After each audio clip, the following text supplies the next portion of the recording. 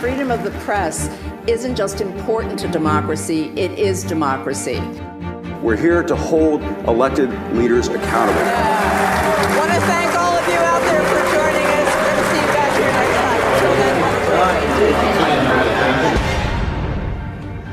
You're listening to the Conversations on the Green podcast, and I'm your host, Jane Whitney. I recently spotted someone wearing a mask that captured the angst of our uniquely challenging times. It read, "I wear this mask because I want to live until November 3rd. Republicans and Democrats alike are anxious to vote in what could be the most consequential election of our lifetimes. On this episode of the podcast, we'll talk about the state of the race and fast forward through the next 100 days to share predictions about who might win. Joining us are three of the best in the business. Senior CNN commentator and chief strategist for the 2008 and 2012 Obama presidential campaigns, David Axelrod. Senior fellow at the Niskanen Center and host of the new series, The Election Whisperer, Dr. Rachel Bitecofer. And NBC News national political correspondent and master of the legendary Big Board, Steve Kornacki. Our town hall was recorded live on July 26th, 2020. We are so grateful to have all of you with us, and we are going to talk about the contours of the race, the House, the Senate, presidential, state races. But first, I want to talk a little bit about how you all evolved into becoming political gurus. And David, I'm going to start with you. Because when you were 13, you stole time from preparing for your bar mitzvah to sell buttons for Robert F. Kennedy, and you majored in political science at the University of Chicago. You became a political reporter at the Chicago Trib, and then you went on to orchestrate two of the most legendary campaigns in history. Now, you've been quoted as saying you went into politics because you're an idealist. I have to ask you, after the last 3.5 years, are you still an idealist?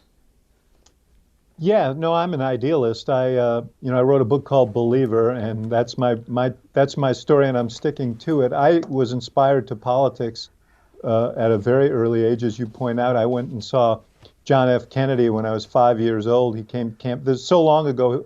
A Democrat was campaigning for votes in New York City 12 days before the 1960 election, and I was inspired then by the pageantry of democracy. It felt so important. But he also said something then, which is, I'm not running on the ticket that says, if you elect me, things will be good.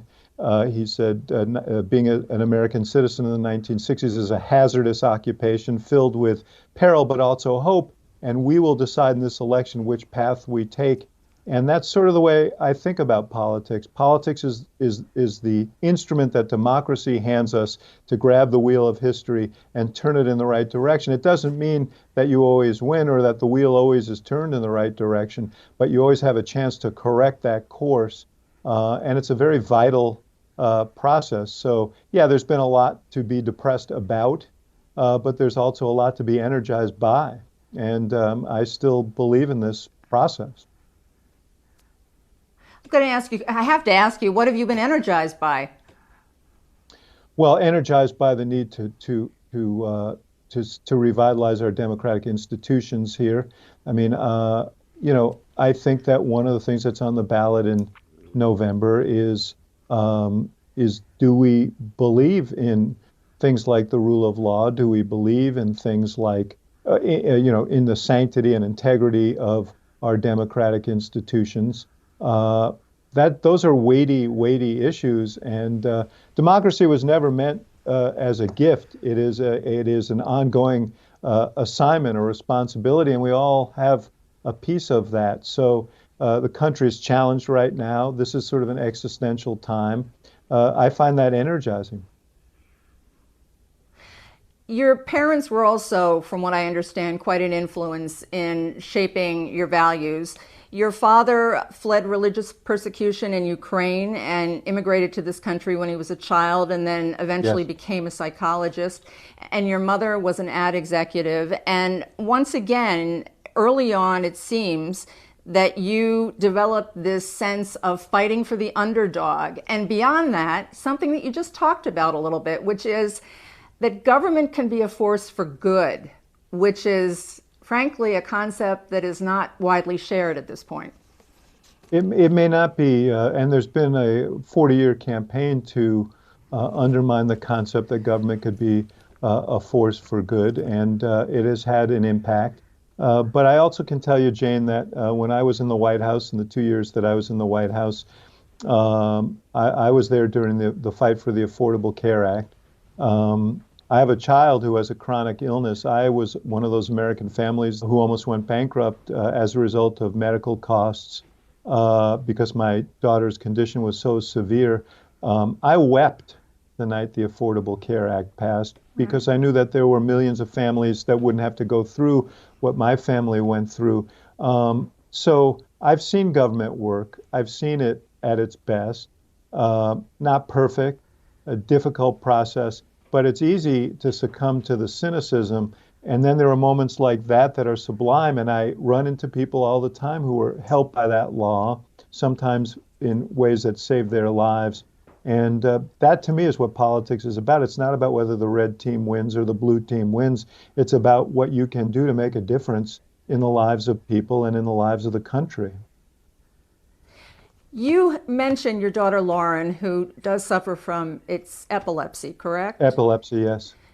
And you had to make a choice back when Barack Obama, Hillary Clinton, there were other friends of yours that were looking at running for the presidency. And Hillary had been instrumental in helping to really garner support for a foundation that I think your wife had started for the epilepsy. Mm-hmm. And you had to make this choice and decide who you were going to help. And I mean, how do you decide something like that?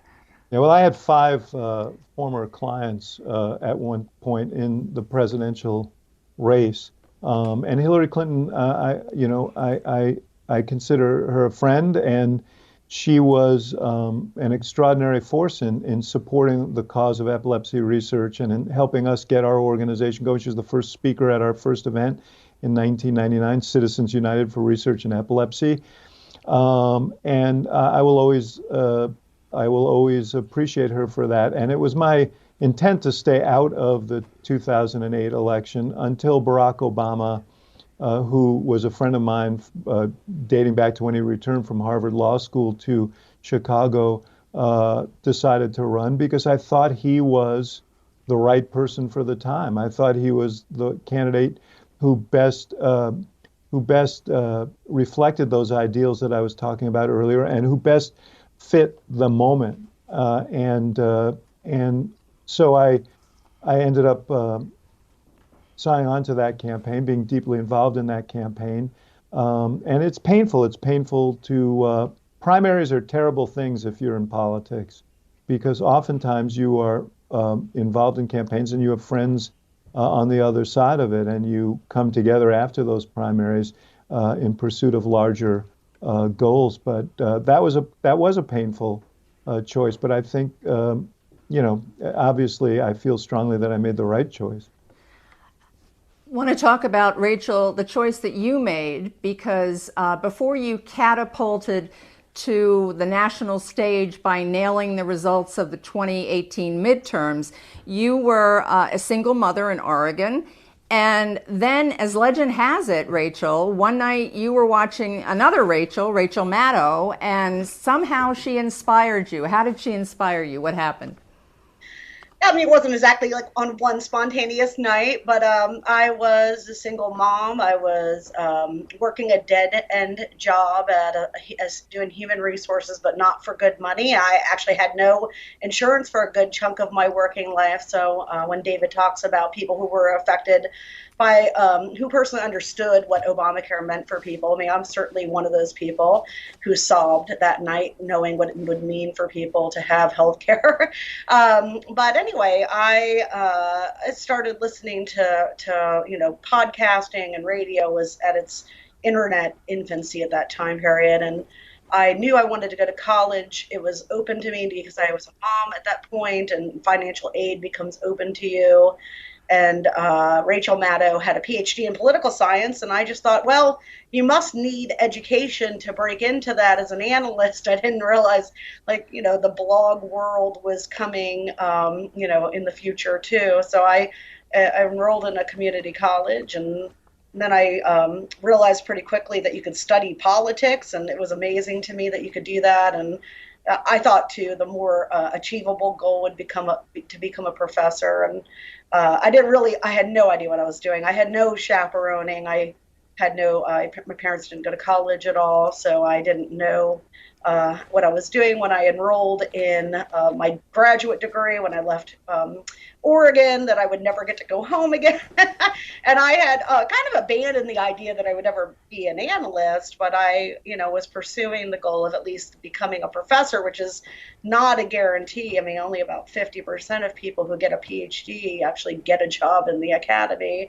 So I was feeling at least fortunate that I had a job teaching. It wasn't a tenure track job, but I also got lucky that there was a polling outfit at the university that no one was using really. So I had an opportunity to turn it into a really nice opportunity, and I just seized carpe diem, and so I started doing tracking polls, which nobody had ever done there, and used that to kind of build a name. But it was really that Clinton loss. I had been formulating my theory for my forecasting work, really from the Right. Obama midterms is those very first midterms for the Obama presidency is what took me into that. So. And we're going to talk about your theory in a minute because it has upended a lot of political prognostication. But you also didn't have any role models because there are not that many women in forecasting or doing what you do. Why is that? Yeah, I mean, there's two things going on. I mean, when you come from the working class, like no college education type world, like there's two different strands there. Like it's different to go to a high caliber university and kind of network into that world, I think. So when you look at the journalist world and the punditry world, there's a certain a pedigree that comes into, I think, those positions. And then to couple it with gender is very different. But there's a lot of women that do polling.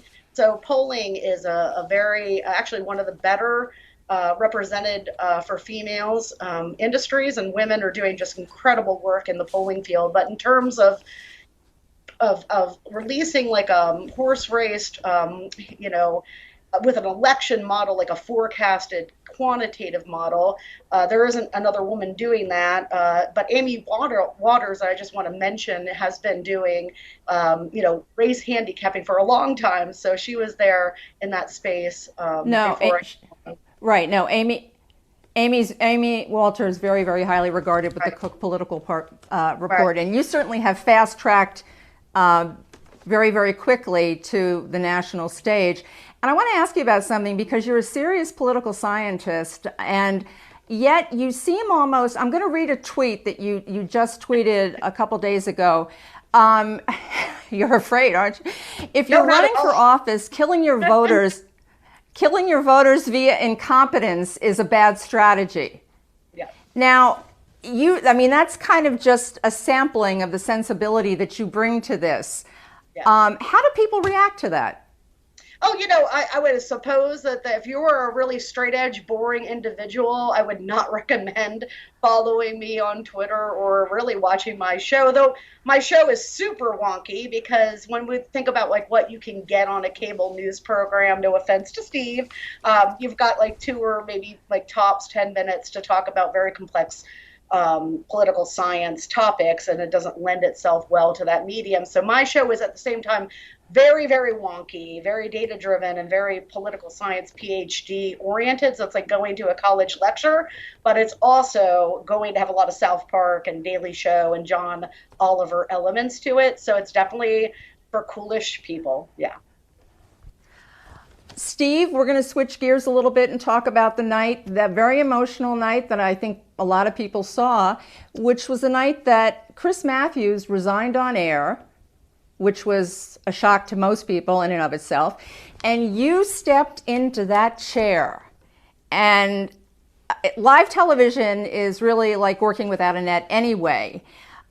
You went on to complete the show, and then at the end you did this really touching homage to Chris Matthews, and you talked about the fact that politics can be a dirty business, and yet Chris saw something.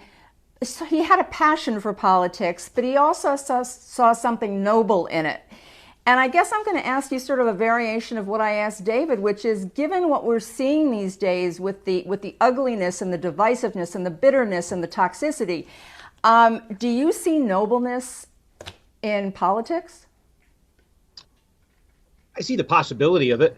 And I think it depends sometimes what level, you're looking at. I mean, part of the story of modern politics is the story of the nationalization of politics. And so we're always talking about what's happening in D.C. and the president and the Senate. And, there's sort of a common language there wherever you live in the country. But of course, there is still a local political world that exists in every corner of the country. And that's actually, where I got my start, was covering politics in New Jersey. In New Jersey, one of the more interesting states.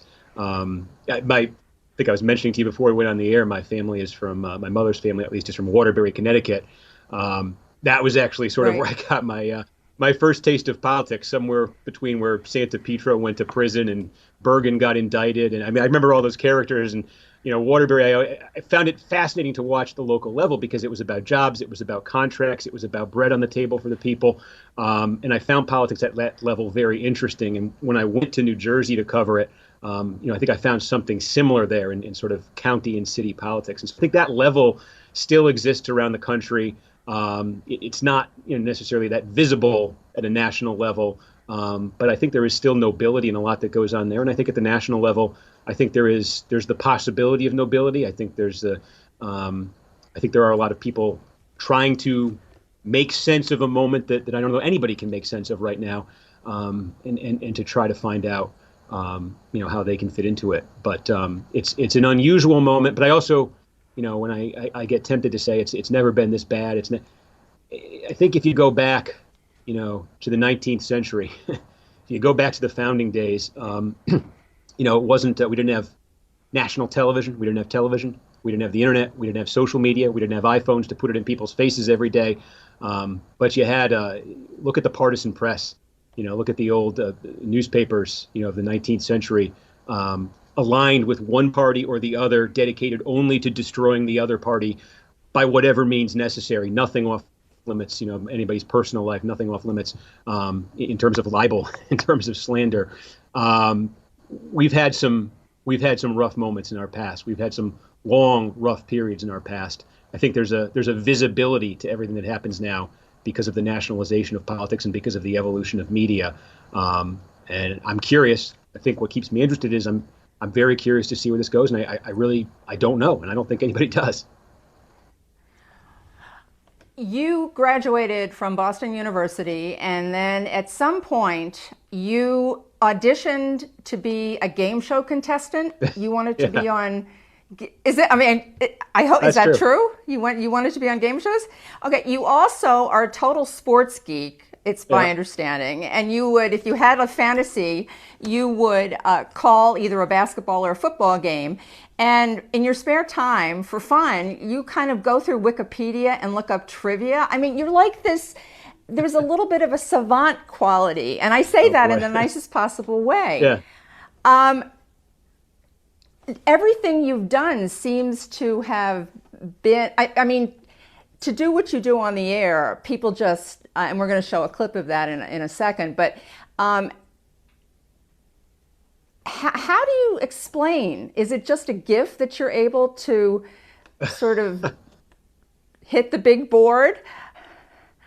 I don't know if I'd call it a gift. It seems something I'm cut out for. I remember back in 2014, I've been here at MSNBC since about 2012. In fact, it was 2012.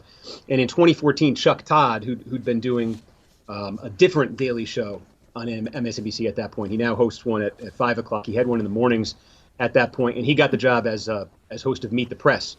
And he'd been doing, the board for MSNBC on election nights, and he was not going to be doing that anymore now that he was, at NBC and in that role. And I just remember, my boss calling me and asking if I might be interested. And that was that was the thing that I always wanted to do here. That was the thing that I thought I knew how to do. I tell people, I guess I try to be mindful, in my career of, the idea of having a lane and staying in it, and trying not to stray from it. I can't say I've always stuck to that, but the older I get, the more sense that makes. And I just think I understand, or at least I have a decent grasp of sort of numbers, political geography, demographics, try to interpreting election results as they come in, understanding, okay, if this county came in, but this one's still out, what does that mean? I'm just interested in it. I'm drawn to it. I couldn't exactly explain why. There's something there, that has to do with numbers. My mom will say she can remember, when I was, I think, 6 years old, I got into basketball, and every morning I'd run outside. We lived in Massachusetts. I'd run outside, get the Boston Globe, and I get the Celtics box score from the night before. And I can still tell you, basketball stats from like the 85-86 season. Look, I'm not very good on defense policy. I'm not very good on national security policy, but I think elections, political history, numbers, that sort of thing, it just interests me. I couldn't exactly tell you why. You're very, very good at that, and perhaps that's been why people have referred to you as a cross between political human Google and a wonk Superman. And for the two people perhaps in the universe who don't know what you do with that legendary big board, we are going to show a clip of it right now. And this was supposed to be Sanders' big night. This was supposed to be the night that Sanders ran up a margin of 250, 300 delegates out of California. It was supposed to be the night that Sanders won Texas, won it probably by double digits, got a big delegate haul there, got something big out of Colorado. He did win that. Give him credit for that. It was supposed to be the night when he basically drew even across the Southeast, maybe won in North Carolina, maybe won in Virginia. He lost Virginia by 30. He was hoping to beat Elizabeth Warren in Massachusetts, knock her out, and shut Joe Biden out of delegates. Instead, Joe Biden wins Massachusetts. He was hoping to win Minnesota. Joe Biden won Minnesota. Joe Biden, coast to coast here. This is a night for Joe Biden. This was supposed to be the Sanders delegate night. And when you look at all those patterns you guys were just talking about demographically and what comes next, I mean, you could just see it. Next week, we're going to be in Mississippi. If you look what happened next door in Alabama, if you look what's happening with the black vote all around the South, Mississippi is not a big state, but Mississippi can be a big delegate state for Joe Biden. If he's getting the margins we're seeing all throughout the South in a state like Mississippi, he could net over Sanders, we're going to say like 30 delegates just out of Mississippi. Michigan is the big state that's up next week. We'll all be talking about Michigan. There's 125 delegates. Let's say Sanders wins, but it's a close race. Sanders will net 5, 10 delegates. By what we're seeing demographically is Sanders is due to take some huge hits in the South, in Mississippi, in Georgia, in Louisiana, and in Florida. His polling has been terrible in Florida. And so if he's in an even race delegate-wise right now or down a little bit, look at these hits that he is about to absorb. Where can he make up for him on this map? And that coalition everybody's just describing, very hard to see that at this point. Biden has. Want to thank NBC for letting us use that clip, but I have one more question for you at this point, Steve, which is most people couldn't pick out Iowa on that map. Let's just be honest about it, okay? So you can pick out not only Iowa, but the 4th district. You can tell us why Loudoun County, Virginia matters in an electoral sense. You can tell us how much of the vote is still out in Ada County, Idaho. And the question I have for you is, have you ever had a frontal lobe moment where you absolutely were at that board and you froze?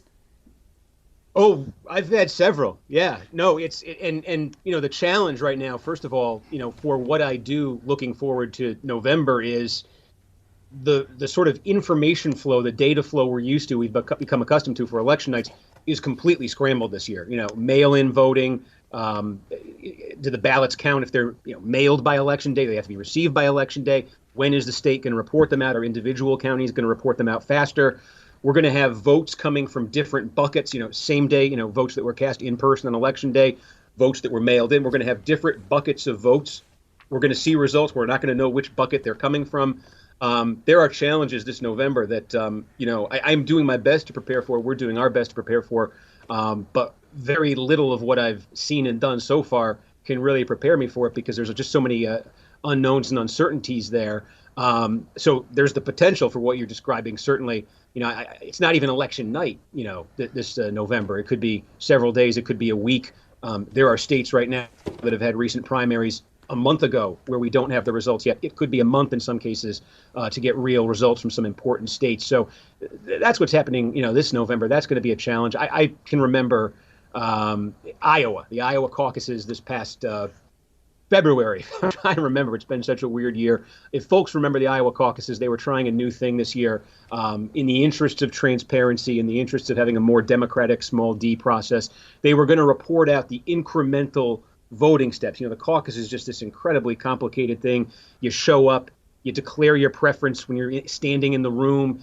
If your candidate doesn't have enough support, you can go join another campaign. So they were going to give you the results of every step of the way in that process. And it just turned out they were totally ill-equipped to pull that off. And so we were standing there, on caucus night, no results.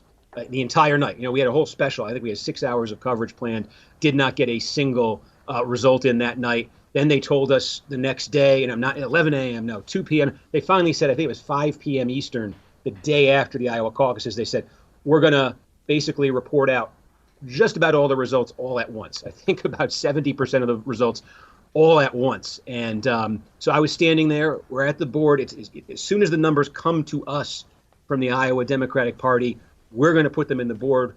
I don't know exactly when that's going to be. They tell me on the set, just shout when the numbers pop up. So the numbers pop up, I shout, and I'm looking at something I'm not used to, which is everything. And there was a moment there I was trying to go through it all, and I basically, I literally ran out of breath, and I had to call over to Brian Williams and say, look, I need a 2-minute break here. I can't finish talking and breathing. So that was one of the lower moments, I guess. It has happened. Okay. At this point, we're going to talk about the contours of the race. And David, I want to ask you about the fact that 72% of Americans think the country's on the wrong track. 19% of it think we're doing just fine. We don't. 19%. And pride in America is at its lowest ebb, according to Gallup. And yet 94% of Republicans are just yearning to get to the polls to vote for Mr. Trump.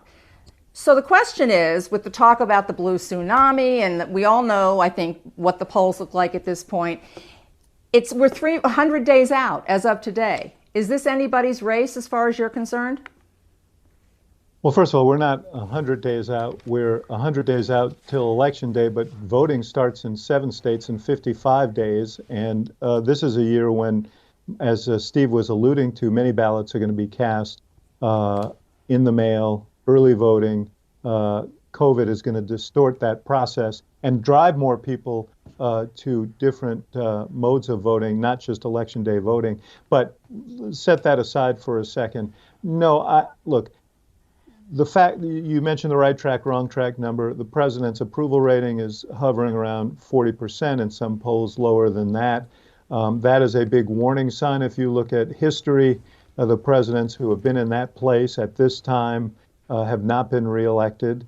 And there's a story that is dominating, and the reason we're here today, dominating our news and the lives of our people, which is the coronavirus story. His ratings on that are disastrous, and so you can't look at the polling right now and the situation and the prospects of improvement anytime soon, and not say you'd much rather be Joe Biden than Donald Trump. That said, we wouldn't have predicted 4 months ago where we are today. We don't know what's going to occur in the next 3 months. We've got a closely divided country. We've got events that are going to come up, including 3 debates, presidential debates.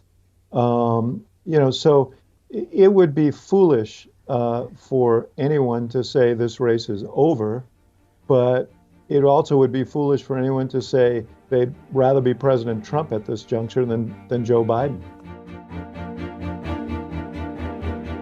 That was David Axelrod, and you're listening to the Conversations on the Green podcast.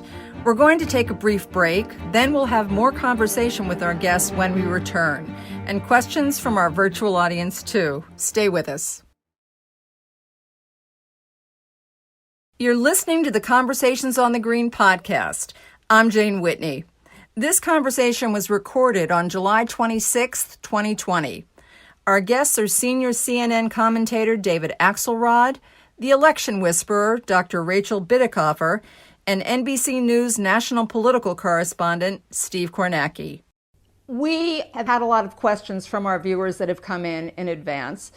And the number one question that was asked, and it's been asked by Richard Krasnow and John Connell and Brian Boyer, among others, and we're going to have Phoebe ask it on camera in a second, has to do not with 2020, but 2016. So, Rachel, I want you to be on notice because I just want to get a clarification as to the answer to this question. Here's Phoebe. Hi, I'm Phoebe. I'm from New York. I'd like to address my question to all three panelists. Why do you think the predictions made in the 2016 presidential election were so wrong? And therein, it's addressed to everyone, and that's fine, but I'm going to start with Rachel because therein lies the source of the incredible PTSD among Democrats who cannot believe that somebody who looked like he wasn't going to win in 2016 won, and now he's evolved into, as you say, the Terminator. That now he's invincible, and of course he will win again no matter what. So could you just clarify, without doing a doctoral thesis, what was the status of the 2016 polling? Was it wrong? Was it right? What was it? Yeah, I feel bad because I'm going to shamelessly plug the article that I have pending in Market Watch. It's going to be coming out anytime. I mean, sometime today, sometime tomorrow. Literally, it's on this topic, and it answers this exact question with a great deal of specificity. But it talks about, like, specifically why were the polls wrong? And really, the polls nationally, I should also say, were actually quite right. I mean, nationally, they predicted a 3-point Clinton win, and that's almost exactly what we got, right? So when we think about what the polls being wrong, we're really talking about state-specific polls and really talking a lot about those Midwestern polls. And so the article talks about, I think a better-known factor is the idea that pollsters were over-representing college-educated voters, right? So I talk about that. But there were other things going on, and it turns out the polling data was sending us, and I was a fresh out of graduate school person starting my polling career, but sending pollsters, everyone, analysts, pundits, forecasters, very clear, couple clear signals. Number one, usually when you get into a presidential election, especially down the stretch, the last couple of weeks, you have very few people who are undecided. It's less than 10 and usually less than 5. It's about 5%. In 2016, in October, at the end of October, it was 15% of the electorate in some of these polls telling us they were undecided. And the idea that the narrative was certainty about the outcome with that many voters undecided, when looking back at it with backwards looking, it's crazy, right? It's like the narrative should have been there's so much unsettled component to this electorate that anything could happen with that amount of undecided voters. And then in addition to that, we had a lot of voters who were indicating third-party balloting. Now, in the pollsters' defense for this and pundits, it's well known that polls overestimate third-party balloting. So ignoring that signal is understandable. But ignoring the undecideds, that is it's a different story. And so now we've learned, right? And so I go through in this article and talk about how our 2020 polling is very, very different. I mean, we already have very few undecided showing up in this data. We have a lot of party unity. Jane just talked about 94% of Republicans rallying around Trump. Well, we already have 93% of Democrats rallying around Biden, and we haven't even had the convention. That is 10 points higher than we ever got with Clinton until the very end. So we are in good shape in terms of the reliability of this data. All right, Steve, I want to ask you about then the enormous lead that Mr. Biden has at this point, which historically hasn't happened in terms of its duration or its numbers since 1996 when Bill Clinton was leading Bob Dole. How trustworthy, we know that the race is probably going to narrow, but how trustworthy is that lead? Rachel says the polling is better as of 2020 than it was 4 years ago. What do you think about Mr. Biden's lead at this point? Yeah, no, I mean, I think that the numbers are, this is a bigger lead, for Biden than Clinton had for just about all the campaign nationally. This is also something you're seeing in the state polling.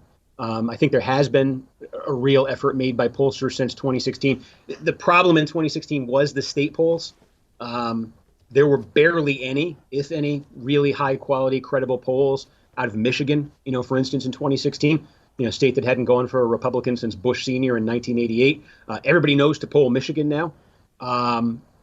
Wisconsin, there's a good poll out of Wisconsin, the Marquette Law poll. We were all looking at that poll. They were coming out every couple of weeks in the fall of 2016. I remember they used to do a webcast to release the results live. I was watching it every time they came out with a new one, and you're saying, geez, if this is ever, Clinton by 2, Clinton by 1, Trump ahead, if there's anything ever like that, there it is. There's your sign that Trump vote is popping up in the states where you figured it had the potential to pop up. But no, that was, 6-7 points for Clinton pretty consistently. So you are having problems at the state level with the polling. There's been a lot of debate among pollsters, among the professionals about how to account for that. It has to do with the divide between white voters who have a college degree, white voters who don't have a college degree. I know Marist University, which is the polling partner for NBC, has come up with their own version of how to account for that, released their first poll under this methodology today. In fact, it was in Arizona. Joe Biden in this NBC Marist poll leading by 5 points there. So you pretty consistently see right now, for the last month at least, a large, around double-digit lead nationally for Joe Biden, and a corresponding lead that you would expect for him at the various state levels. So I am open to the possibility that there is some kind of a shy Trump voter out there. You have this discussion. There are a certain number of Trump voters who don't want to tell the pollsters, who are not being accounted for in the polling. I don't entirely rule that out. I'm not sure how to measure that. My sense, though, is that's something that might be an extra point. Maybe. It's not something that's going to erase a 10-point deficit. It's not going to take something to take a 10-point deficit in the polling and suddenly you look up and Trump is leading. So, look, my sense of this is, if Trump is able to close this gap, if he's able to get it to about 5 points, I'd say about 5, anything inside of 5, I think then you start saying, all right, remember, he doesn't necessarily need to win the popular vote here. He could lose the popular vote by a sizable margin if it's distributed in the right states. But right now I don't see any imbalance between the state and national polls. So the way I'm looking at it is, if we start seeing a national poll that has it Biden +4, Biden +5, something like that, I'm starting to say this is getting very competitive. But at 10, Okay. We've got another variable in this election that's become sort of the hottest guessing game of the moment. And at this point, I think, David, I'm going to ask you to take this. We're going to listen to Kim from New York, and I'd like you to answer her question. Here's Kim. I'm Kim, and I'm from New York City. And as a Black woman, I would just love to see a woman of color chosen as the VP pick in this upcoming election. And frankly, I would really love for my daughters to be able to see it too.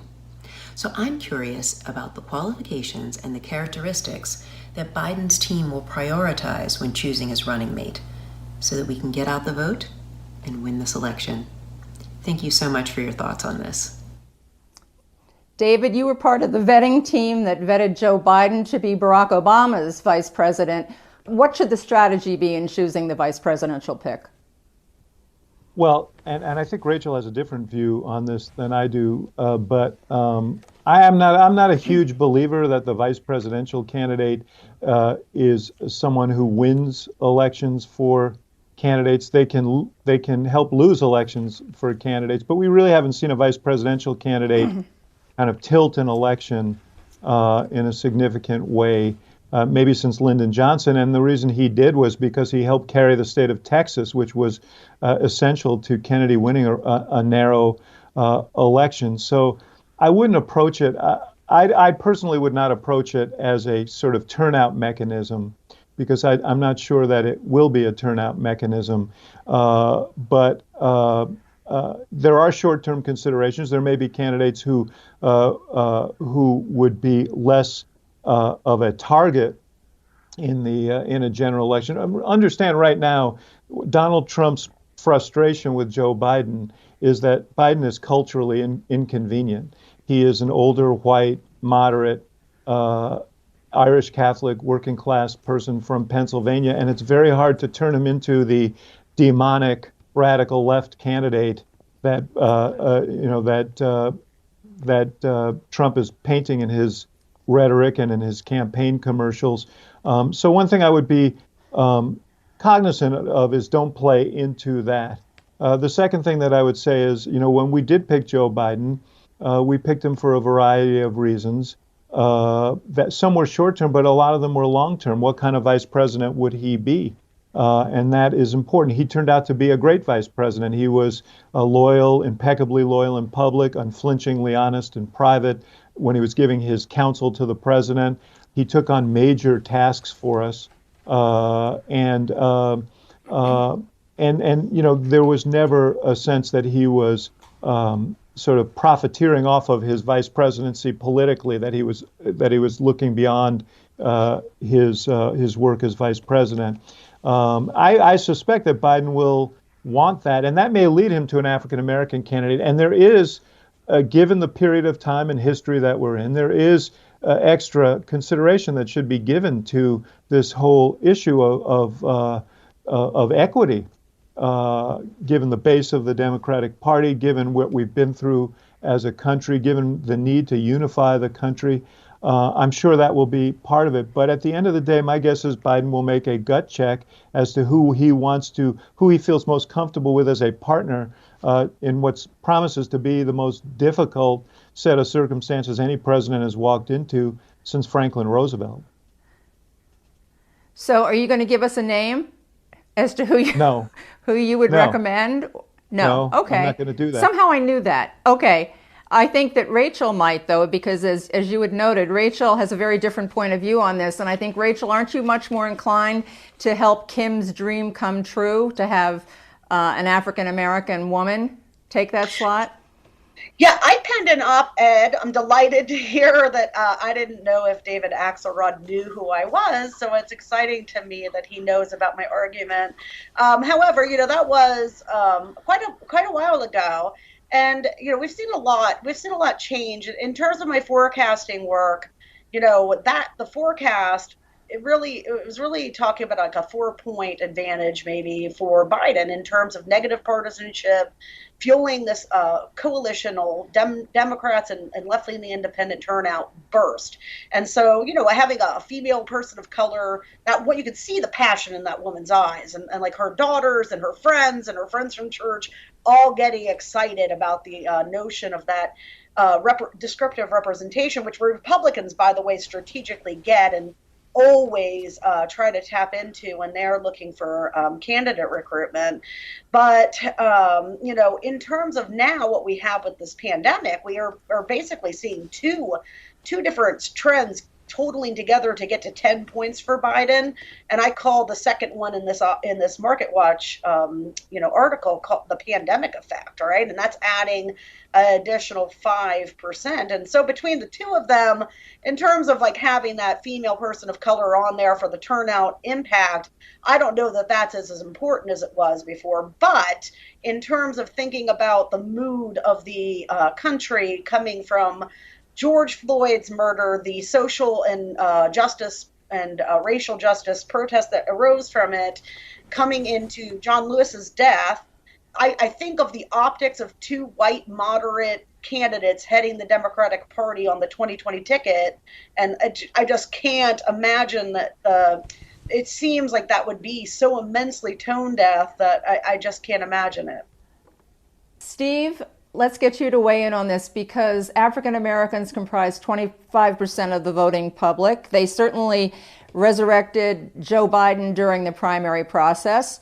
And there are people who say that an African American woman as vice president would stoke turnout. Are you one of those folks? I'm not sure, because I've seen, the polling where you ask black voters, does the vice presidential pick need to be an African American? And the answer doesn't come back as uniformly yes as you might assume. I get the argument. The argument is basically this. If you look at the African American turnout rate in the presidential election for the last 4 presidential elections, right? So you start with John Kerry in 2004. John Kerry narrowly lost to George W. Bush. The African-American turnout rate was 59% that year. Then you get the 2 Obama elections, 2008, 2012, and the African-American turnout jumps 65, 66%. Pretty significant jump. Pretty big reason he was able to win. Pretty big reason he was able to win so handily in 2008. Then you go to 2016, Hillary Clinton, Tim Kaine, and you're back down to 60%. You're basically back to the John Kerry level. So you're away from that Obama level. You're back to the level you were at when you lost in 2004. So do you put an African-American candidate on the ticket, and do you get back to that Obama level? Do you get back to somewhere near that Obama level? I get the argument there. I think there's a question of, how much of that added enthusiasm was Obama specific? How much of it was just about Obama himself? How much of it was about him being at the top of the ticket? How much of it was about the circumstances of being the first ever, which you can never have again. It's just that's the fact of history. So do you put an African-American candidate in the second slot and you find that it doesn't do anything in terms of juicing the turnout? I don't have a strong answer to that, but I see both arguments there. I see the argument that it could boost the turnout a couple points. That could be decisive. I see the argument that it really wouldn't have an effect. But what Rachel is saying, I think, is where things are right now, which is we were having a conversation, I feel, at the end of last year and the start of this year, before Biden really emerged, before the pandemic took hold, and before we got where we are now, where it looked like this might be, a 3, 4, 5 point race. And the conversation we're having right now is one about pretty big, pretty significant movement among white voters in particular. It's not just white voters with a college degree. It's also a fair share of white voters without a college degree, which we think of as Trump's base. We've seen pretty significant movement there away from Trump, people just changing their minds.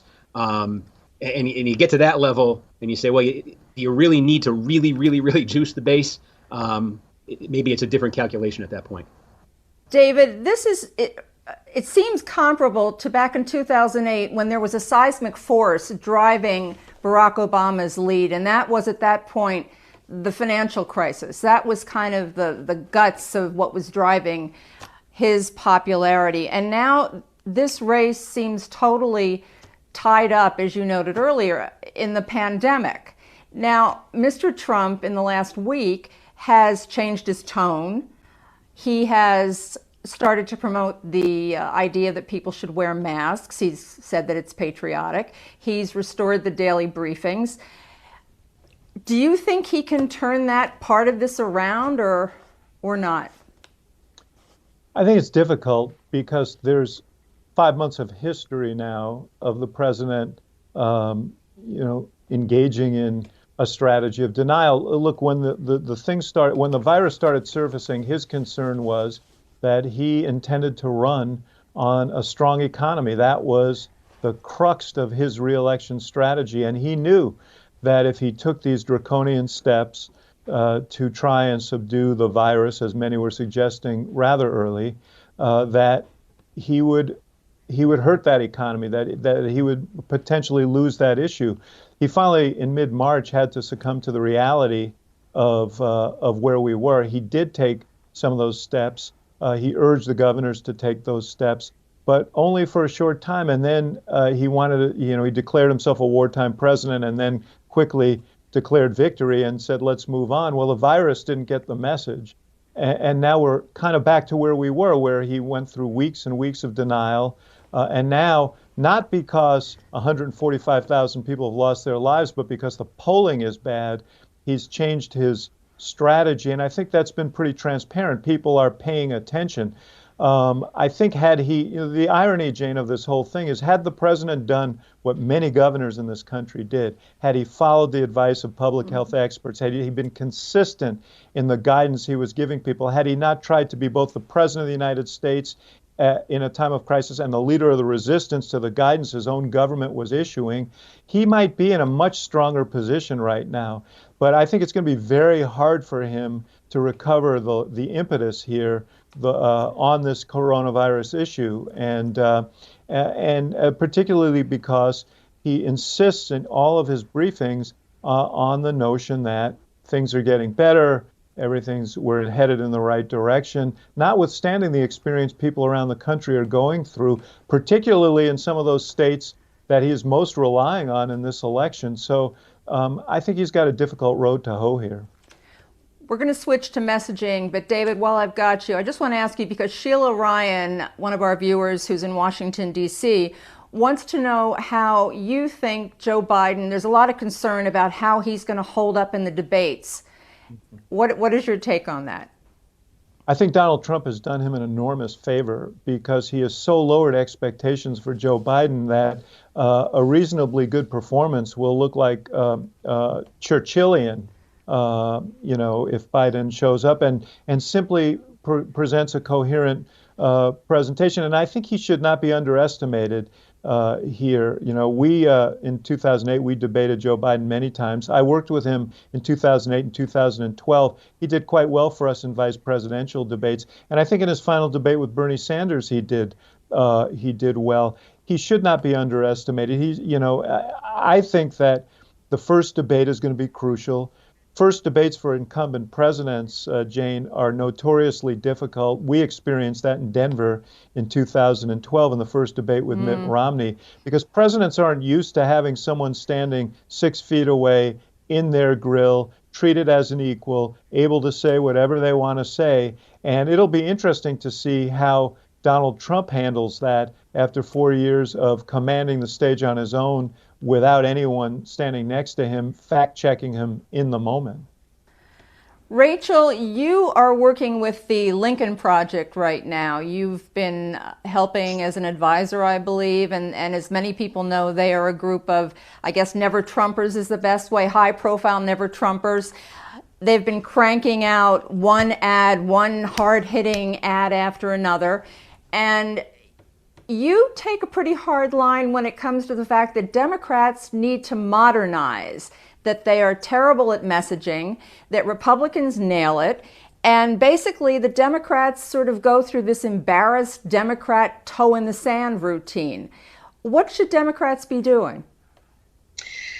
Yeah, this is true. I'm pretty critical of how Democrats do electioneering. I've studied it analytically, so to be fair, I've taken many years of studying the two electioneering campaign approaches of these two parties from a scholarly perspective. And I was writing a book on, the members of the Lincoln Project. So when they asked me to be on their senior advisory board, I had to disclose, I'm writing a book that entails your campaign techniques as a key component for political polarization and how we kind of got to where we are. So when I talk about Democrats needing to adapt some of these techniques, I do want to equivocate that there's a way to do better messaging without also causing the problems that have occurred on the Republican side. And as a person who's devoted to civics and civic education and kind of repairing democracy, I really want to make sure that that comes across clearly. But yes, so for example, here's the cold hard truth about Donald Trump's pandemic, right? In terms of other democracies, the reasons why we alone have a raging pandemic is that unlike other presidents, Donald Trump decided to outsource his presidential authority, failed to nationalize the response, and decided instead of a synchronized lockdown, he would just do this every state for itself, every state decide whether or not it's going to shut down at all. So we had shutdowns going in an uncoordinated way. So, those of us that sacrificed our time and shut ourselves into our houses in March and April did it all for naught because other states and other parts of the country didn't do any shutdown at all or reopened prematurely while their pandemics were still rising, like Texas and Florida and Georgia. So that made our pandemics much more severe. It's raging unabated, and that's the kind of messaging that I would like to see Joe Biden go up against Trump and make it very clear that the reason people can't send their children to school in the fall isn't some kind of happenstance or some kind of, accident. It's a product of intentional mismanaged choices that Donald Trump made. He's the commander-in-chief of the nation. He controlled the response decisions. He decided not to nationalize the response. And now we alone, American exceptionalism, have this raging pandemic that is ruining our economy and ruining American jobs and livelihoods. So, I think we really just need to be much more on the offensive about messaging. And what do you do with the representatives who are in districts that were won in 2018, that they won as congressionals, that were won by Donald Trump, where they're in districts that are really 50-50 or worse. I mean, people like Alyssa Slotkin in the Michigan 8th or Abby Spamberger in the Virginia 7th. These folks are walking a tightrope. How are they supposed to take a hard line against Donald Trump? I would suggest that each of those members, if they haven't already done so, to read my research and my forecasting model that talks about suburban realignment and white, especially white college-educated voters, because minority voters are already not voting for Republicans. So we'll talk about generational replacement in the suburbs, because a lot of those Trump districts on the Cook PVI scoring sheet are going to be Biden districts after this next election. So they have a lot more, I think, agency than they allow themselves right now. And, you know, you have to keep in mind, if a voter in a swing district hears from one party that Democrats are terrible, horrible people, and then they hear from the other party, yeah, but I'm not one of those Democrats, then that's a double negative, right? So you really need to make an affirmative case for why the Democratic Party's economic program is better for the middle class. And it should be a fairly easy case after 30 years of trickle-down economics, which has decimated the American middle class and left us now with two massive economic crises, neither of which Republican economics can answer. So it should be really easy, I think, for Democrats to go on the offensive here. Steve, I want to ask you about what's sort of called the Wisconsin strategy. At least there was a piece written about it, about the fact that in Wisconsin, they like the fact that Joe Biden is not flashy, that he's not an historic candidate, that basically their feeling is first do no harm, that boring isn't all bad, to put it very simply. How do you feel about the Democrats' messaging and Joe Biden? You hear about the enthusiasm gap. That's another whole issue, that Democrats, they want to get rid of Donald Trump, but they're not so excited, gung-ho on Joe Biden. What do you think about that?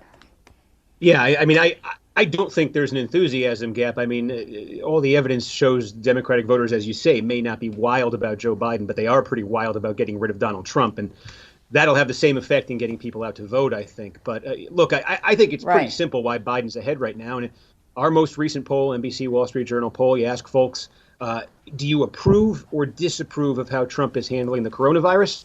About 30% say they approve of him. Nearly 60% say they disapprove. And right now, Joe Biden, who is universally known, who's deeply familiar to just about every voting age American, who's a former vice president of the United States, and who is not saying much. And what I say by that is he's not taking any of the bait that the Trump folks are putting out there, trying to get him to wade into statue debates, trying to get him to wade into any of the culture war stuff. He's not saying much. He's not trying to say that much on coronavirus, except I would have done it differently. We would have had a better outcome.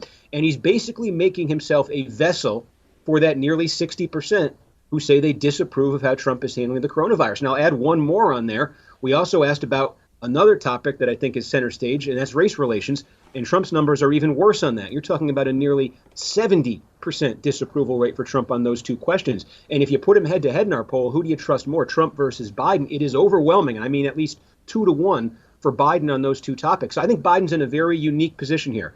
I ask myself sometimes, I try to play it out, you know, what if the Democrats had gone with a different candidate, a candidate who was not nearly as well known, you know, to most Americans, a candidate who did not immediately pass those basic threshold questions you see in polling about, is this person qualified? Is this person competent? Does this person have the temperament to be president? Biden clears all of those thresholds very easily. What if the Democrats hadn't nominated somebody like that?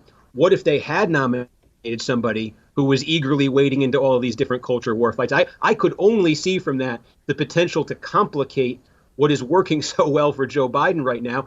And frankly, I'm not sure he has to do anything the rest of the way besides continue to periodically speak up and deliver the kinds of messages he's delivering and let it kind of ride. If the underlying view of Trump's performance of the coronavirus doesn't change, I think the more Biden does, the more he risks messing that up. What would complicate it for Biden is if there was a change in the way people think about coronavirus and a change in the way they thought about Trump's handling of it. David, Democrats, basically because of these very positive poll numbers, vacillate between being verklempt about the anxiety of the polls right and are things okay, and then everybody's really in a state at this point. And then delusions of grandeur, perhaps, where they're looking at states, casting the net wide. We're going to go for 400, electoral college votes, and states like Texas and Georgia that formerly really weren't even on the radar are brought into play. And we have a viewer named Vernon who has a question about that. This is Vernon from Texas. Historically, making a run in Texas is no small feat. Is 2020 the year that the traditionally red state of Texas switches to the Democrats? David, is this the year that Texas switches? Let me just say before I get to Vernon's question that being verklempt is a perpetual state for Democrats. That is a sport for Democrats. Democrats are perpetually worried and hand-wringing. That's point number one. Point number two, I just wanted to, Rachel said the GOP is constantly ahead of Democrats in terms of messaging and campaign techniques. I'm old enough to remember 2008 and 2012 when Republicans were complaining about how the Democrats were running rings around them. So, you're never as smart as you look when you're winning, and you're never as dumb as you look when you're losing. To Texas, one of the principles of running a presidential campaign is that you lock down those states that you have to get to 270, and you build from there. One of the mistakes that was made in 2016 is that more resources were spent in Arizona which was kind of an outlier possibility for Hillary Clinton, than Michigan, which was a must-have state for her that she ended up losing by 11,000 votes. So I think that the Biden campaign is approaching this in the right way, which is to make sure that they are fully invested and resourced in the states that they must win. There are a core 6 battleground states that they are focused on where their chances are the best to get to 270 and beyond 270.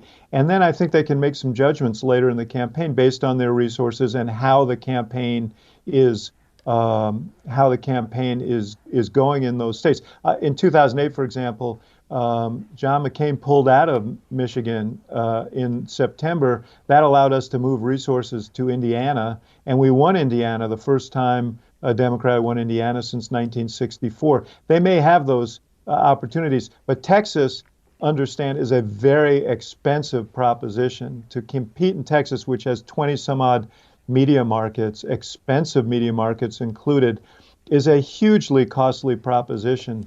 So it would have to be a really impressive set of circumstances in the fall in terms of a wave that would cause the campaign to be able to do that. But I think they'll take a look at Texas. Georgia is an inviting potential target.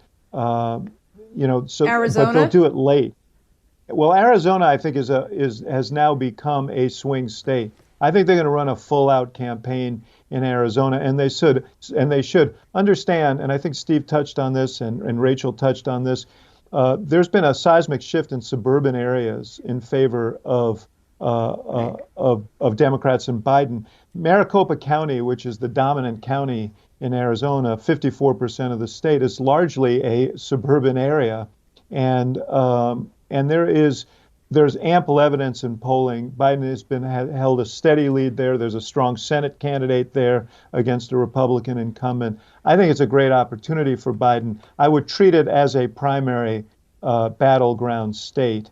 But Texas is an expensive proposition. Georgia, less so. Ohio is one where you're tempted to take a look. It's one Democrats have won before Trump, but also an expensive proposition. So I think these are later decisions for the campaign as they lock down the states that they must have to get to 270. On the other hand, it does look like, from what I know at least, Rachel, that there will be some pickups perhaps in the congressional races in Texas. Yeah, I mean, that's what I would say about Texas. Here's the thing with my forecast. Texas So here's the thing I would say with my forecast. Number one, Arizona I've had that state leaning Democrat for a long time. And that was before the pandemic kind of reset things and added a second strong fundamental in Joe Biden's favor, right? So now we have two fundamentals running in Joe Biden's favor. And really, I know people like to say, oh, a lot can happen between now and election day, and then they'll point to the pandemic as something that happened. But it is exceedingly rare. We're not going to see a transition from Trump. He's simply just not managerially capable of that kind of transition. And even though his rhetoric is changing about face masks, the White House daily schedule really reveals where the priorities lay on terms of like the pandemic management.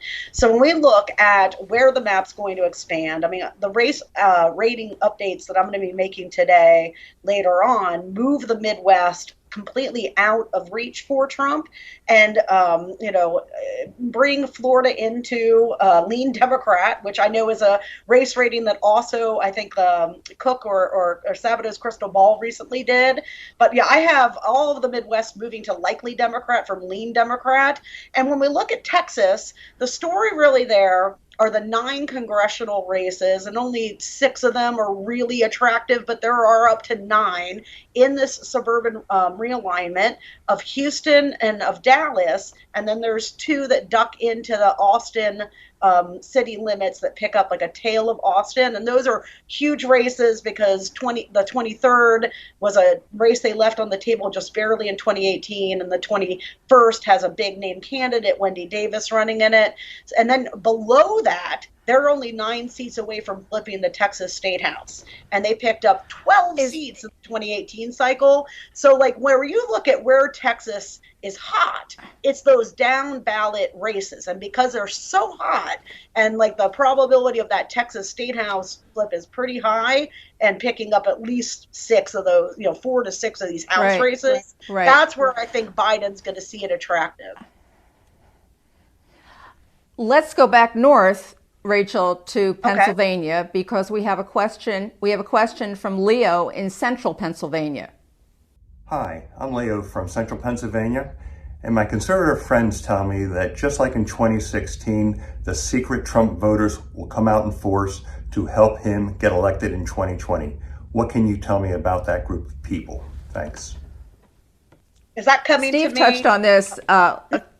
Yes, it is. But I want to go to you. Steve mentioned it a little bit earlier, but is there any data, these secret Trump voters, all these polls talk about the fact that a lot of people in Pennsylvania are absolutely convinced that their neighbors and their communities support Mr. Trump.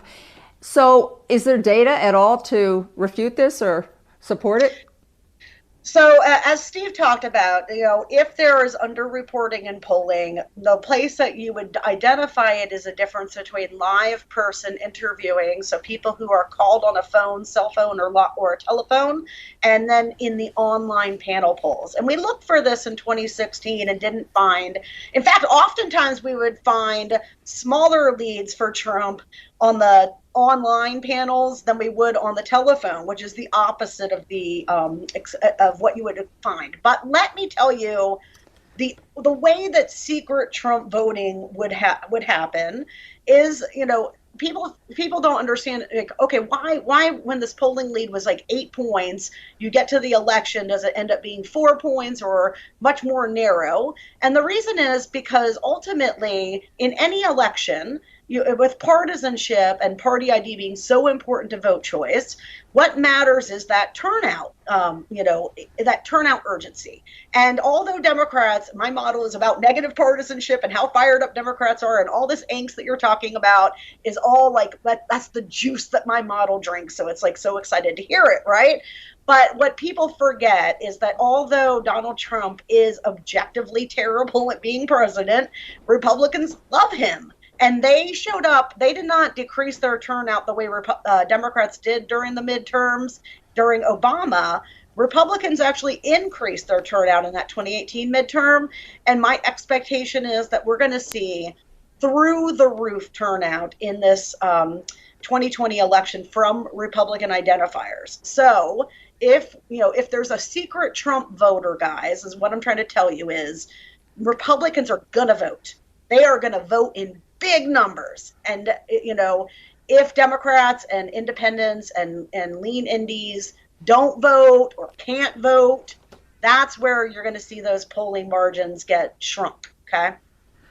We're almost getting to the point where we're going to ask for your predictions at the end of the show. But before we get there, I want to ask the converse. Is there a secret Biden voter?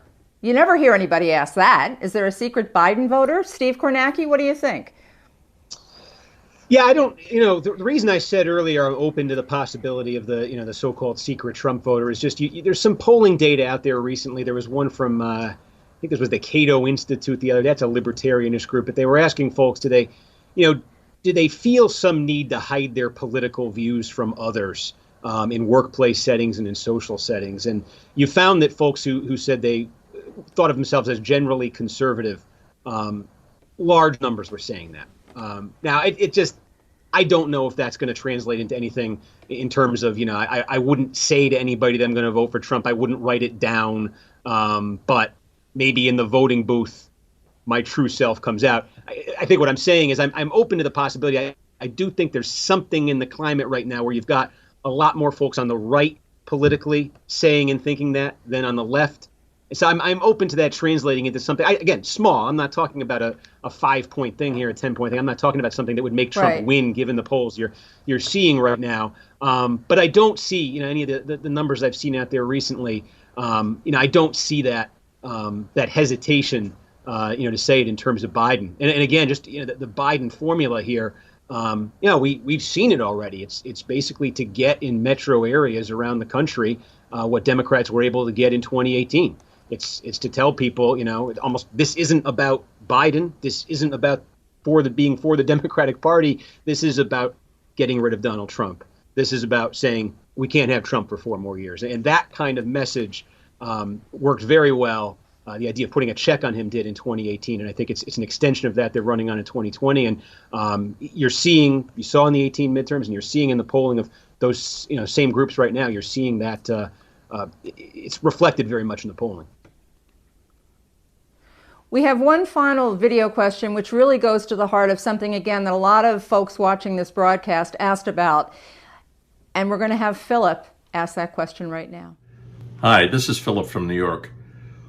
My question is, what type of voter suppression do you see potentially happening in the 2020 presidential race? And what do you think its impact will be? David, the red flags on the whole notion of voter suppression, meddling, interference, shenanigans. We've had people who have written to us and said they're going to steal the election. The anxiety about him not leaving, if Mr. Trump, if he's defeated. There's a huge cloud. But let's start with the voter suppression. What do you think? Look, I think voter suppression has been a factor in recent elections. It'll be a factor here, but it's going to be magnified by all the uncertainties around voting that are created by COVID-19. We don't know, how many polling places are going to be open in many of these communities. We've seen particularly in communities of color, polling places shut down. We don't know how states are going to be processing large volumes of mail-in ballots, and there's been resistance on the part of the White House and the Congress in providing significant additional funding to handle that volume. So there are a lot of questions and a lot of concerns, and that would be a place where I would be focusing a lot of attention, and I'm sure they are, if I were the Biden campaign, and I'd be marshaling an army of observers and an army of lawyers to monitor this entire process. I will say the worry is not just about the outcome of the election, but as was mentioned by the questioner and by you, Jane, the worry is what happens after the election. Poor Steve Kornacki may be standing at his board for weeks as these ballots are being counted. The experience in California is that it takes them weeks to determine in close races who's won because they count ballots after election day. So the potential for a really messy election is very much there, and it's a big concern, not just for the Biden campaign, but it's a concern for the country. because the president has made clear that he thinks that there are two potential outcomes to this election. One is that he wins, or the other is that the election was rigged. And if the election results are counted over a matter of days instead of a matter of hours, that's only going to lend impetus to that kind of impugning of the integrity of the system. And that could work either way, honestly. So there are big concerns about voting in 2020. Steve, let me ask you, because you may be parked at the big board for a while, what is your sense? Because we just, New York State alone with their primary, I think they're still waiting for results to come in. We don't have a great track record so far. We've had a lot of turnout, which is very, very exciting on both sides. And yet the vote by mail thing is a wild card. We don't quite know how that's going to work. What is your sense as to when you're going to be calling the races? Is it going to be that night? Is it going to be a week later? Do you have any sense of that at all? Can you possibly? My sense right now is few, if any, that night. Just based on what we're seeing right now in the methodology. You mentioned New York. The New York State congressional primary was June 23rd. There's a member of Congress, a Democrat named Carolyn Maloney, who may very well be unseated, and we may finally find out tomorrow, July 27th, who won that election. So more than a month there in New York State. I think that's an extreme example in New York State. I've been paying close attention here in the primaries, and what I'm seeing is Texas. Texas is not going to have, at least right now, is not going to have massive mail-in voting like we've seen in other states. And Texas, for its recent primary, was able to get a lot of votes counted very quickly, a lot of votes counted same night.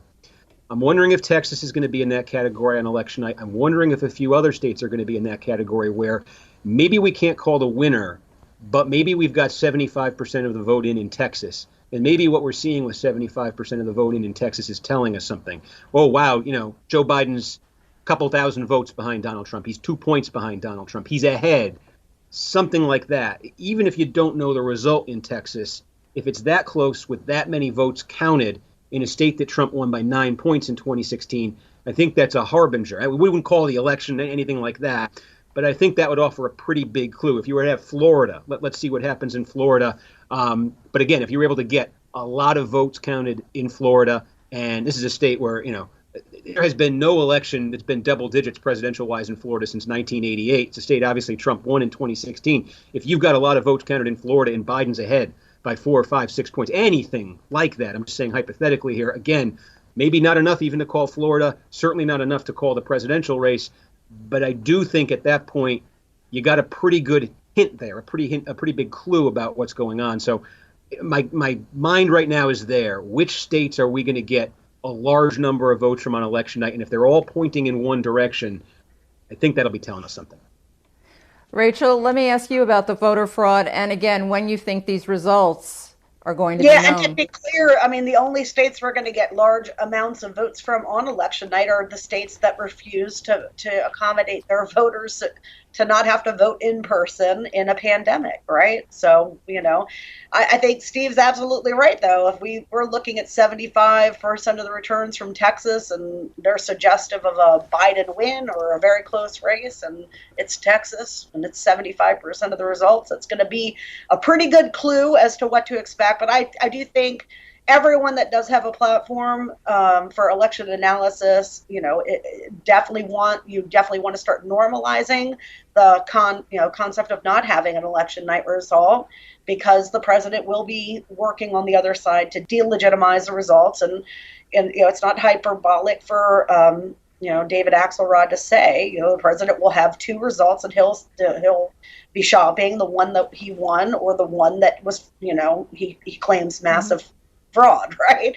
And it's an absolutely astounding thing in a democracy, especially one that proclaims itself the world's greatest democracy, to be saying that about its president.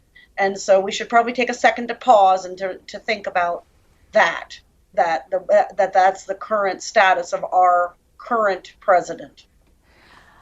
At this point, because we are almost out of time, we do want to see if any of you are willing to go on the record and predict who will win the House, or what the majority might be in the House, and whether or not the Senate will stay in Republican hands or whether it will indeed flip, and of course, who will win the presidency. So Steve, I'm going to start with you. Are you comfortable? Have you ever done that? I mean, are you allowed to do that?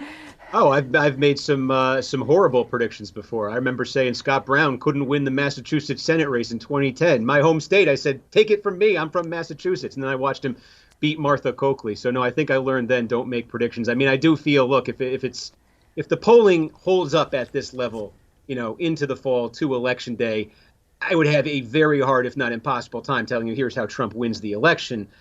But I'm open to the possibility, as I said, I'm open to the possibility that things change. I believe the key here is assessments of Trump's performance on coronavirus. I'm just speculating wildly here. A massive medical breakthrough, a vaccine, a second wave that doesn't emerge in the fall, a president who defies all expectations and suddenly is somewhat disciplined in his communication on this. I think back to the final week to 10 days of the 2016 campaign when his folks succeeded in taking his phone away from him and getting him to stand on stage and just read from the script. So I just allowing for those possibilities, who knows? But again, if it's like it is right now, it's pretty lopsided right now. Rachel, I know you're willing to go on the record. Let's start with the House. Or is the House, how many seats do you think they might pick up, the Democrats? Yeah, I mean, I think we were looking at almost 10 or so before the pandemic effect got added in, right? And so I think we really are looking at, probably 12 or so, maybe more. We're looking at just, a half dozen right now in Texas, possibly. I just added Florida 18 to my ratings today. That's actually getting announced for the first time here. That's a seat held by Brian Mast. It's actually surprising to me that other people haven't picked up on it. It's got a great candidate. It isn't yet been identified by the D trip, but I think it's probably going to be eventually. I mean, Florida's kind of ground zero for the don't kill your constituents, right? And I used to have a different number one rule for my when I teach people how to do election strategy. I had a different rule, which was never overestimate the intelligence of the electorate. You can't talk to them, and this is where Democrats would generally go wrong. So, usually I'm talking about the differences between the party committees, not so much presidential campaigns. So the RNC versus the DNC when I talk about superior electioneering capabilities. But this is where the Democrats generally break this rule. They send very, wonky direct mailers with lots of details on it. The voters are very imagistic, and usually you have about the time it takes to take something out of a mailbox to put it, into the brain. But anyway, my new number one rule, thanks to Donald Trump, don't kill your voters. Just don't do it. And when we're looking at the Senate, like the pivot seat for that, because we're really looking at Colorado and Arizona being sure bets, and then I had Maine kind of like a little bit more iffy because it's not a turnout surge scenario, it's a persuasion state. But now I'm actually updating those races today. I've got Maine going from lean D to likely D, and I'm adding Georgia right? Okay, so I've got the Senate. Let me jump. And it's flipping. Yep. Okay, but for Maine, because it's a very high-profile race, people will want to know that you're talking about the Susan Collins race, yep. Senator Collins, who's being challenged by Sarah Gideon. So yep. You're saying you think that race is going Gideon, yeah, right? Yes, I do. Yes, I think and Collins. You think Arizona is a nice ride, but that Trump has done her in. Yep. Arizona's going to Mark Kelly, you think? Definitely. When certain demographics meet fantastic candidate, Terrific Colorado candidate. to John Hickenlooper? Oh, yes. What about Iowa? Have you changed the status of Iowa? Yeah, that's where we start to get interesting because, before the pandemic, we were really looking at can the Democrats pick up a fourth seat because they were going to lose Alabama. And it was like, okay, they had North Carolina and Iowa and possibly Kansas if Kobach is the nominee and Montana, but it was all tough paths, right?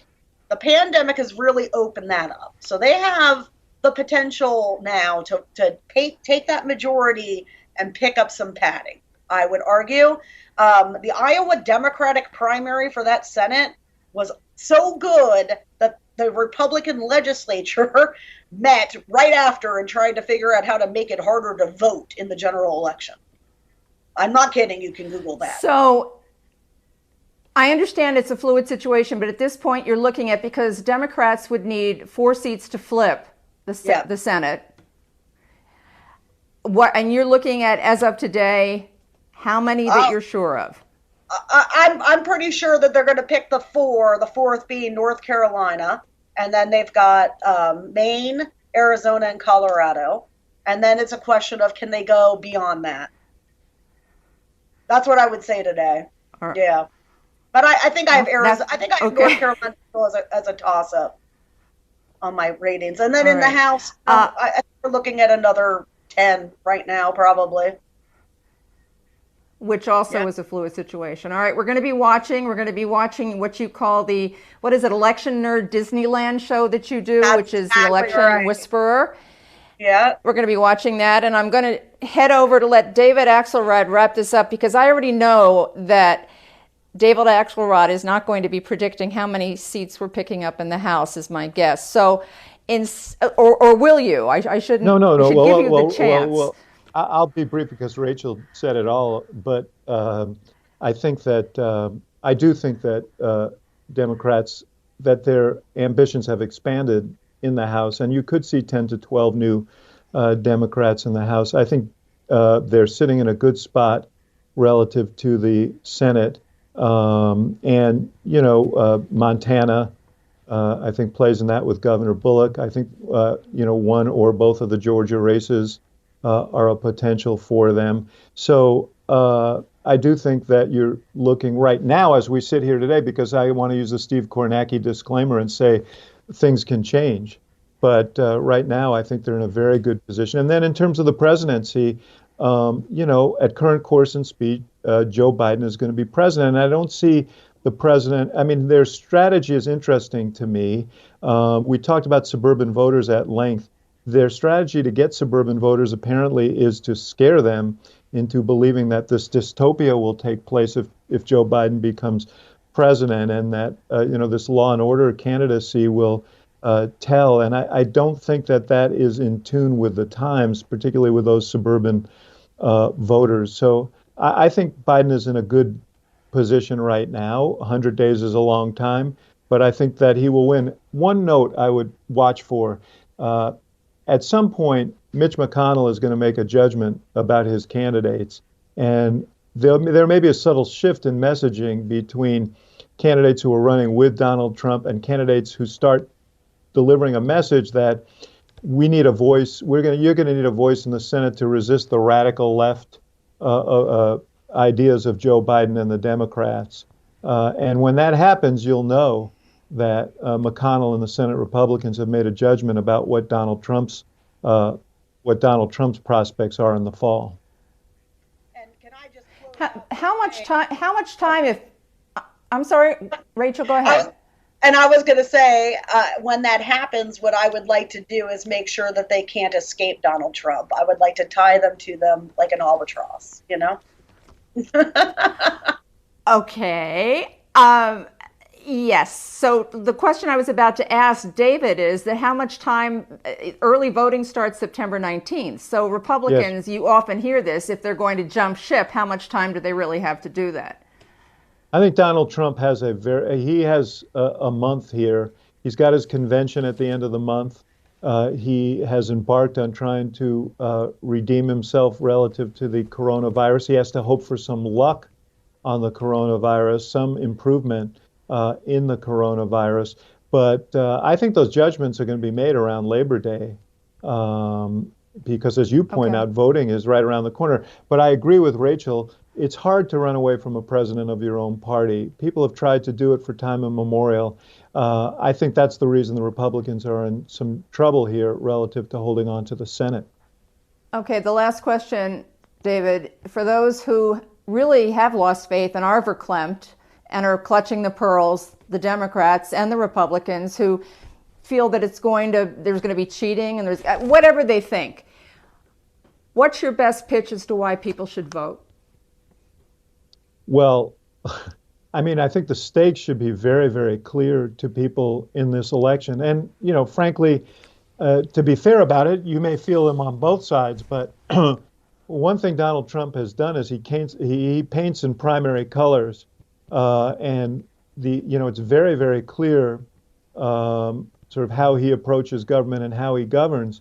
And if you feel like this is the wrong direction for the country and there's damage being done, this is the corrective device that democracy hands us. You can change the course of history by voting on November 3rd. And if you sit it out, you're essentially voting with your feet, and you may end up with a result that you don't want. And I think, in the past, the question has been, are we better off than we were 4 years ago? And that's a relevant question. The question for 2020 is, can we really go on for another 4 years like the last four? And I think that's going to end up being the decisive question of the 2020 campaign. I want to thank all of our guests for their generosity and for donating their time and talent. I'd also like to thank you for listening and for staying with us. We hope you'll join us next time when we're going to have former Secretary of State Madeleine Albright, Connecticut Senator Chris Murphy, and Ambassador Wendy Sherman. They'll be talking about America's standing in the world and how that's changed in the last 3.5 years, and what could lie ahead. The live virtual town hall will take place on August 16th. You can learn more and register to join at conversationsonthegreen.com. The Conversations on the Green podcast is a partnership with Connecticut Public Radio. Our producer is Jay Holt.